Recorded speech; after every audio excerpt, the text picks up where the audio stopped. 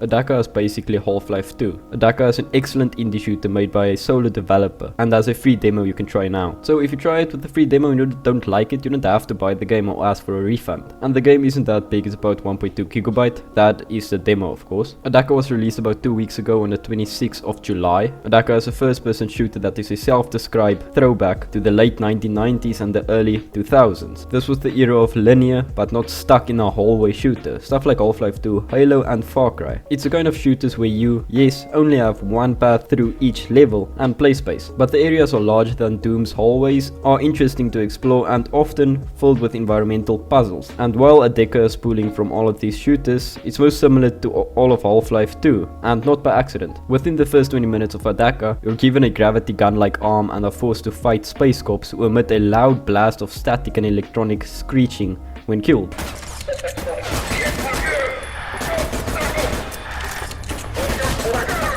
Unlike Gordon Freeman, the main star of Valve's Half-Life 2 series, your main character never speaks on their long, unbroken journey from point A to point B. If you have played any Half-Life style game, then all of this should sound familiar. The single developer of Adaca really understands these styles of games, and what made them work. For example, an early section involves a train, a desolate bridge, and not much else, but the sound of a distant crow. While limited, the level works. Another level features limited ammo and loads of small objects you can fling at zombie-like enemies, or you can use bigger ones to create obstacles to slow them down while you figure out how to escape. You always have options in Adaca. What makes this indie shooter stand out is how it routinely nails the flow and pacing of Half-Life game. Even if some parts feel less polished than Valve's classic shooter, this is most noticeable in some small areas like stairways where you clip through walls or stairs. Other times I run into performance issues or rooms that feel unfinished, and characters aren't voiced. Instead, they do the Banjo-Kazooie chirping thing. None of this made it harder to enjoy Adaca. It just reminded me of the scale of the game and its limited resources. It was also a reminder of how much of a passion project this game appears to be. Anyone who loves Half-Life 2 would enjoy this game. This might be their most favorite game they've played this year.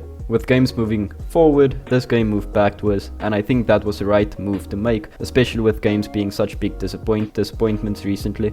I forgot to mention that this game also contains a full alternate open world campaign. So once you get tired of reliving the past, you can always go back and go into this open world type, feel. And it has this new modern large scale shooter like recent Far Cry games. It's a very good value for your buck, so go and check it out and let me know what you guys think. It does a free demo as well. Let me know what you guys think in the comments down below, and I'll see you guys on the next one.